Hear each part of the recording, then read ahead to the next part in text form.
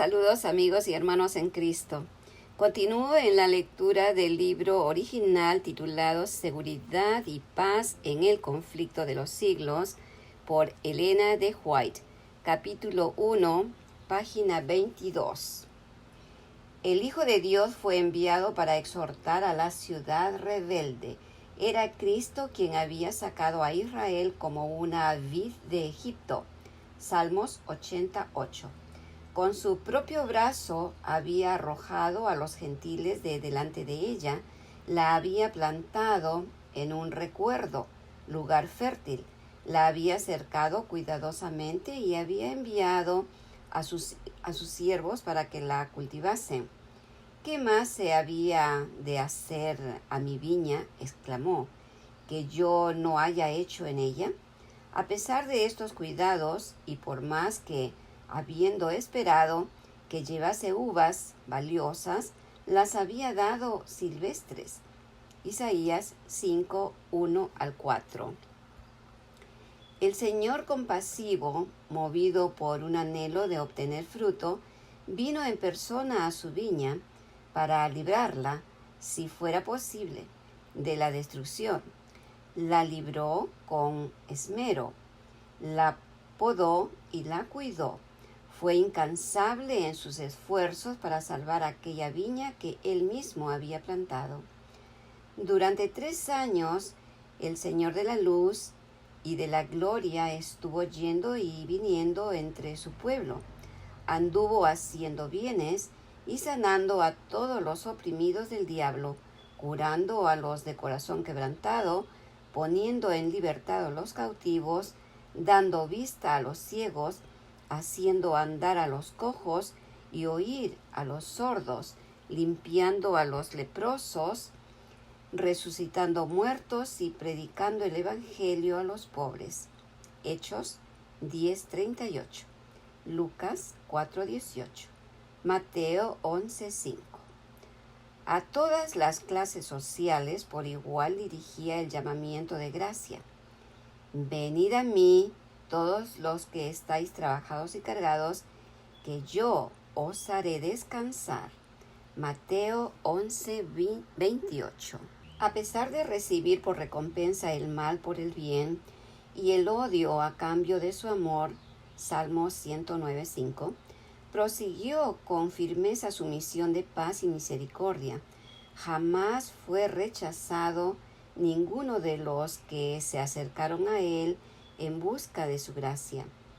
Errante y sin hogar, sufriendo cada día oprobio y penurias, solo vivió para ayudar a los pobres, aliviar a los agobiados y persuadirlos a todos a que acepten el don de vida. Los efluvios de la misericordia divina eran rechazados por aquellos corazones endurecidos y reacios, pero volvían sobre ellos con más vigor, impulsados por la augusta compasión y por la fuerza del amor que sobrepuja a todo entendimiento. Israel, empero, se alejó de él, apartándose así de su mejor amigo y de su único auxiliador. Su amor fue despreciado, rechazado sus dulces consejos y ridiculizadas sus cariñosas amonestaciones. La hora de esperanza y de perdón transcurrió rápidamente.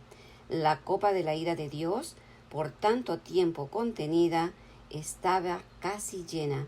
La nube que había ido formándose a través de los tiempos de apostasía y rebelión, veíase ya negra, cargada de maldiciones, próxima a estallar sobre un pueblo culpable, y el único que podía librarle de su suerte fatal inminente había sido menospreciado, escarnizado y rechazado, y en breve lo iban a crucificar. Cuando el Cristo estuviera clavado en la cruz del Calvario, ya habría transcurrido para Israel su día como nación favorecida y saciada de las bendiciones de Dios. La pérdida de una sola alma se considera como una calamidad infinitamente más grande que la de todas las ganancias y todos los tesoros de un mundo. Pero mientras Jesús fijaba su mirada en Jerusalén, veía la ruina de toda una ciudad, de todo un pueblo, de aquella ciudad y de aquel pueblo que había sido elegidos de Dios, su especial tesoro. Los profetas habían llorado la apostasía de Israel y lamentado las terribles desolaciones con que fueron castigados sus culpas. Jeremías deseaba que sus ojos se volvieran manantiales de lágrimas para llorar día y noche por los muertos de la hija de su pueblo y por el rebaño del Señor que fue llevado cautivo. Jeremías 9:1, 13-17.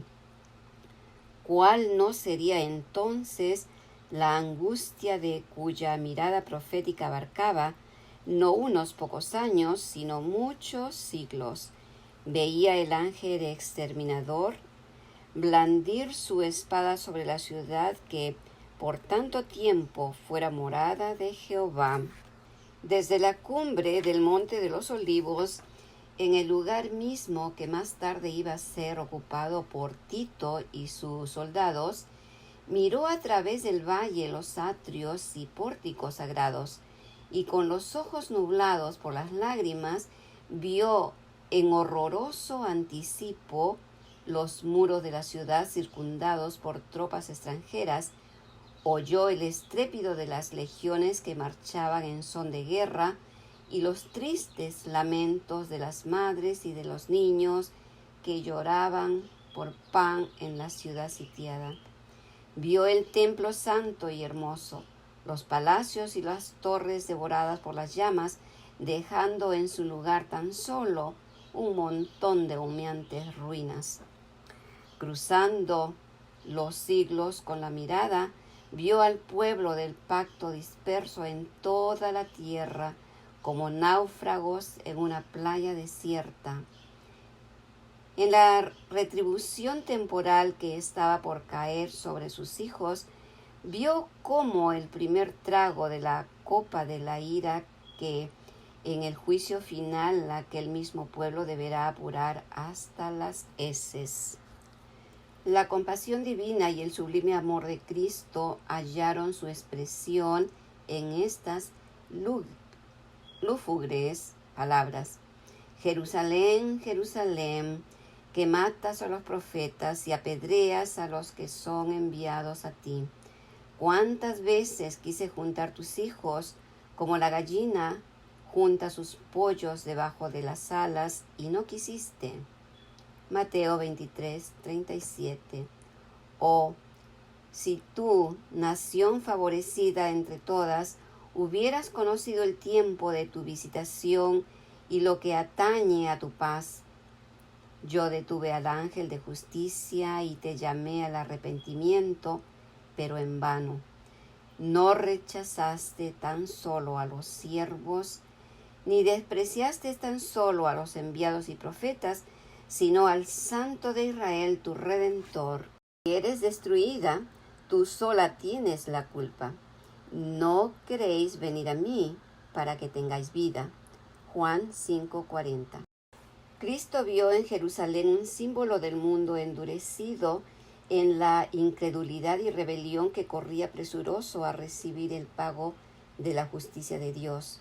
Los lamentos de una raza caída oprimían el alma del Señor y le hicieron prorrumpir en esas expresiones de dolor. Vio además las profundas huellas del pecado marcadas por la miseria humana con lágrimas y sangre. Su tierno corazón se conmovió de compasión infinita por las víctimas de los padecimientos y aflicciones de la tierra. Anheló salvarlos a todos. Pero ni aun su mano podía desviar la corriente del dolor humano que del pecado dimana. Pocos buscarían la única fuente de salud.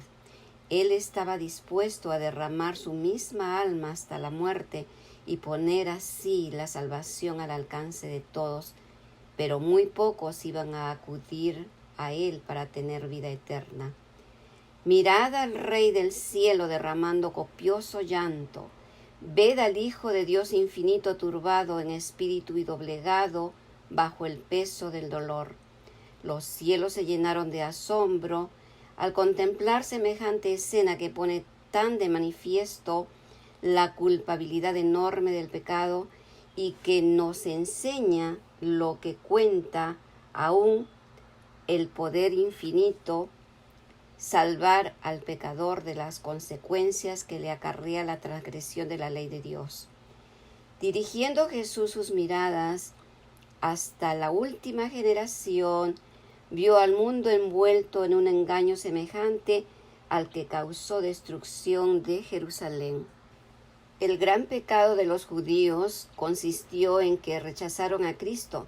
El gran pecado del mundo cristiano iba a consistir en que rechazaría la ley de Dios, que es el fundamento de su gobierno en el cielo y en la tierra.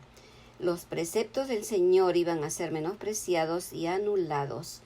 Millones de almas sujetas al pecado, esclavas de Satanás, condenadas a sufrir la segunda muerte, se negarían a escuchar las palabras de verdad en el día de su visitación. Terrible ceguedad, extraña infatuación. 2 días antes de la Pascua, cuando Cristo se había despedido ya del templo por última vez, después de haber denunciado públicamente la hipocresía de los príncipes de Israel, volvió al monte de las Olivas. Acompañado de sus discípulos, se sentó entre ellos en una ladera cubierta de blanco césped, mirando con la vista la ciudad. Una vez más contempló sus muros, torres y palacios. Una vez más miró el templo que en su deslumbrante esplendor parecía una diadema de hermosura que coronara el sagrado monte. 1000 años antes, el salmista había magnificado la bondad de Dios hacia Israel porque había escogido aquel templo como su morada. En Salem está su tabernáculo y su habitación en Sión. Escogió la tribu de Judá, el monte de Sión, al cual amó, y edificó su santuario a manera de eminencia. Salmos 76, 2, 78, 68 y 6, 69. El primer templo había sido erigido durante la época de mayor prosperidad en la historia de Israel. Vastos almacenes fueron construidos para contener los tesoros que con dicho propósito acumulara el rey David, y los planos para la edificación del templo fueron hechos por inspiración divina. Primera de Crónicas 28, 12 y 19. Salomón, el más sabio de los monarcas de Israel, completó la obra. Este templo resultó ser el edificio más soberbio que este mundo haya visto. No obstante, el Señor declaró por boca del profeta Ageo, refiriéndose al segundo templo: mayor será la gloria postrera de esta casa que la gloria anterior. Sacudiré todas las naciones, y vendrá el deseado de todas las naciones, y llenaré esta casa de gloria, dice Jehová de los ejércitos. Ageo 2, 9 y 7.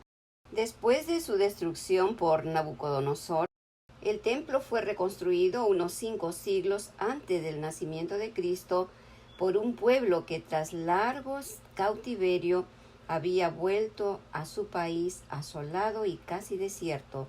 Había entonces en Israel algunos hombres muy ancianos que habían visto la gloria del templo de Salomón y que lloraban al ver el templo nuevo que parecía tan inferior al anterior.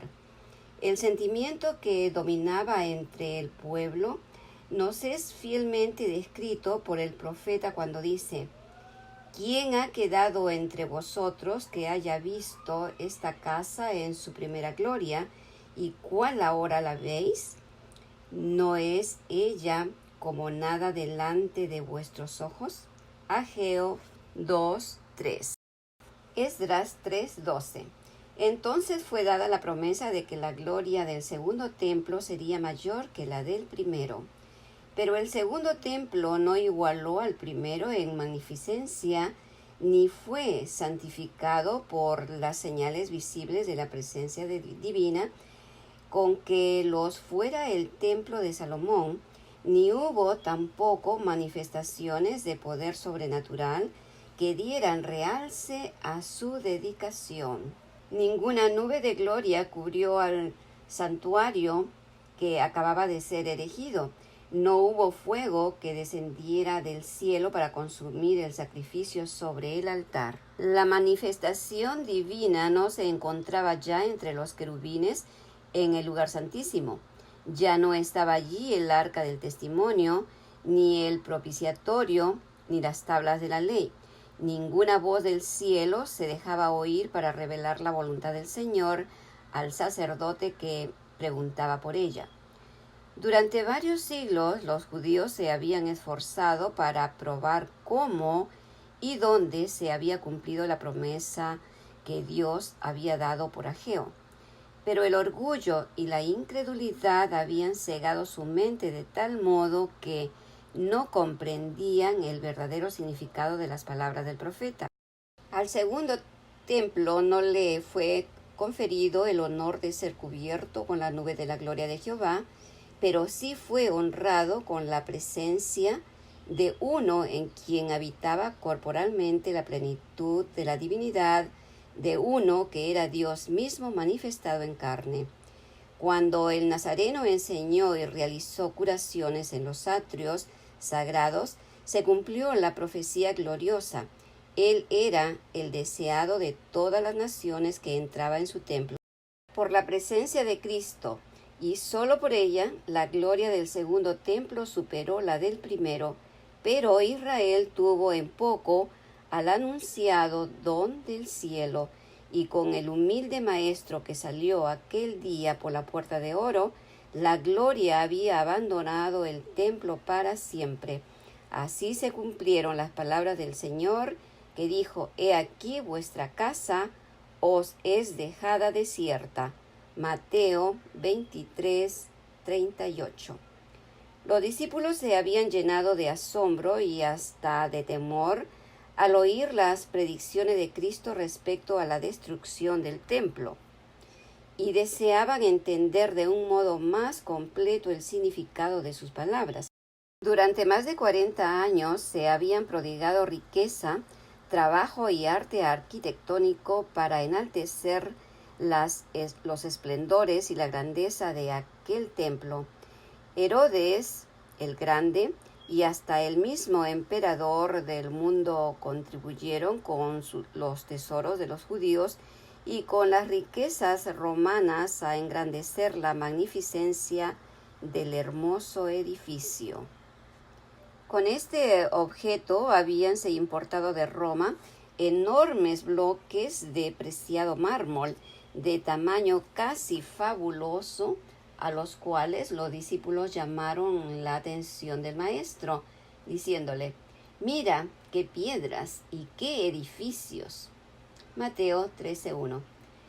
Pero Jesús contestó con estas solemnes y sorprendentes palabras: De cierto os digo que no será dejado aquí piedra sobre piedra que no sea destruida. Mateo 24:2. Los discípulos creyeron que la destrucción de Jerusalén coincidiría con los sucesos de la venida personal de Cristo, revestido de gloria temporal para ocupar el trono de un imperio universal, para castigar a los judíos impenitentes y liberar a la nación del yugo romano. Cristo les había anunciado que volvería, y por eso, al oírle predecir los juicios que amenazaban a Jerusalén, se figuraron que ambas cosas sucederían al mismo tiempo, y al reunirse en derredor del Señor en el Monte de los Olivos, le preguntaron: ¿Cuándo serán estas cosas y qué señal habrá de tu venida y del fin del mundo? Mateo 24:3. Lo por venir les será misericordiosamente velado a los discípulos, de haber visto con toda claridad esos dos terribles acontecimientos futuros, los sufrimientos del Redentor y su muerte, y la destrucción del templo y de la ciudad. Los discípulos hubieran sido abrumados por el miedo y el dolor. Cristo les dio un bosquejo de los sucesos culminantes que habrían de desarrollarse antes de la consumación de los tiempos. Su palabra no fueron entendidas plenamente entonces, pero su significado iba a aclararse a medida que su pueblo necesitaría la instrucción contenida de esas palabras. La profecía del Señor entrañaba un doble significado. Al par que anunciaba la ruina de Jerusalén, presagiaba también los horrores del gran día final. Jesús declaró a los discípulos los castigos que iban a caer sobre el apóstata Israel y especialmente los que debían sufrir por haber rechazado y crucificado al Mesías. Iban a producirse señales inequívocas precursoras del espantoso desenlace. La hora aciaga llegaría presa y repentinamente, y el Salvador advirtió a sus discípulos: por tanto, cuando vieres la abominación del asolamiento que fue dicha por Daniel profeta, que estará en el lugar santo, el que lea entienda. Entonces los que están en Judea huyan a los montes. Mateo 24, 15 y 16, Lucas 21 y versículo 20. Tan pronto como los estandartes del ejército romano idólatra fuesen clavados en el suelo sagrado que se extendía varios estadios más allá de los muros, los creyentes en Cristo debían huir a un lugar seguro. Al ver la señal preventiva, todos los que quisieran escapar debían hacerlo sin tardar. Tanto en tierra de Judea como en la propia ciudad de Jerusalén, el aviso de la fuga debía ser aprovechado en el acto. Todo el que se hallase en aquel instante en el tejado de su casa no debía entrar en ella ni para tomar consigo los más valiosos tesoros. Los que trabajaran en el campo y en los viñedos no debían perder tiempo en volver por las túnicas que se hubiesen quitado para sobrellevar mejor el calor y la faena del día. Todos debían marcharse sin tardar si no querían verse envueltos en la ruina general. Durante el reinado de Herodes, la ciudad de Jerusalén no solo había sido notablemente embellecida, sino también fortalecida. Se erigieron torres, muros y fortalezas que, unidos a la ventajosa situación topográfica del lugar, la hacían aparentemente inexpugnable. Si en aquellos días alguien hubiese predicho públicamente la destrucción de la ciudad, sin duda habría sido considerado cual lo fuera Noé en el tiempo como alarmista e insensato. Pero Cristo había dicho: el cielo y la tierra pasarán, mas mis palabras no pasarán. Mateo 24, 35. La ira del Señor se había declarado contra Jerusalén a causa de sus pecados, y su obstinada incredulidad hizo inevitable su condenación. El Señor había dicho por el profeta Miqueas: oíd ahora esto, cabezas de la casa de Jehová y capitanes de la casa de Israel, que abomináis el juicio y pervertís todo el derecho, que edificáis a Sión con sangre y a Jerusalén con injusticia. Sus cabezas juzgan por cohecho y sus sacerdotes enseñan por precio, y sus profetas adivinan por dinero y apoyan en Jehová diciendo: ¿no está Jehová entre nosotros? ¿No vendrá mal sobre nosotros? Miqueas 3, 9, 11. Estas palabras dan una idea cabal de cuán corruptos eran los moradores de Jerusalén y de cuán justos se consideraban. A la vez que se decían escrupulosos observadores de la ley de Dios, quebrantaban todos sus preceptos. La pureza de Cristo y su santidad hacían resaltar la iniquidad de ellos. Por eso le aborrecían y le señalaban como el causante de todas las desgracias que les habían sobrevenido como consecuencias de su maldad. Aunque hartos sabían que Cristo no tenía pecado, declararon que su muerte era necesaria para asegurar la nación. Los príncipes de los sacerdotes y los fariseos decían: si le dejamos así, todos creerán en él, y vendrán los romanos y destruirán nuestro lugar y nuestra nación. Juan 11:48.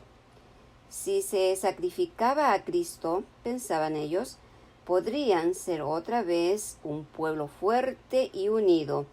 Así discurrían y convinieron con el sumo sacerdote en que era mejor que uno muriera y no que la nación entera se perdiera. Así era como los príncipes judíos habían edificado a Sión con sangre y a Jerusalén con iniquidad, y al paso que se sentenciaba a muerte a su Salvador porque les echara en cara su iniquidad, se atribuían tanta justicia que se consideraban el pueblo favorecido de Dios y esperaban que el Señor viniese a liberarlos de sus enemigos. Por tanto, había añadido el profeta: a causa de vosotros será Sión arada como campo, y Jerusalén será majanos, y el monte de la casa como cumbres de breñal. Miqueas 3:12.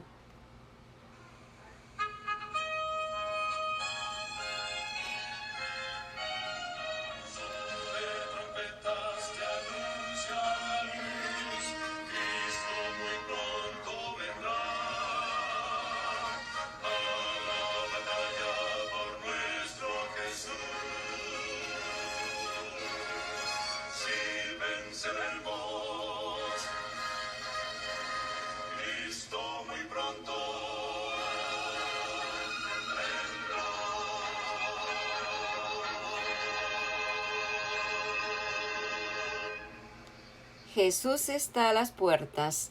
Mi deseo es que ustedes y yo nos veamos en el mar de vidrio en el cielo. Que Dios les bendiga. Hasta otra.